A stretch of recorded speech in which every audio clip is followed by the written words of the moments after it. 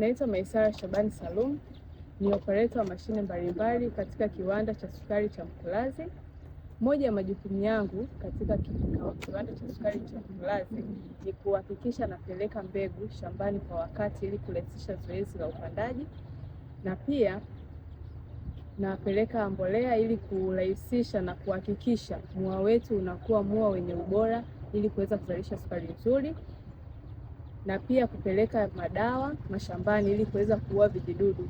Hiyo yote ni kuhakikisha tunapata mua mzuri wenye ubora na tuweze kupata sukari nzuri yenye ubora wa hali ya juu. Kwa mimi kama mnufaika mmoja wapo katika kiwanda hiki cha sukari cha Mkulazi, na wakaribisha wanawake wenzangu wote kuweza kujitokeza kuja kujumuika nasi katika uzalishaji wa sukari katika kiwanda hiki cha Mkulazi, kuja kuendesha nasi mitambo.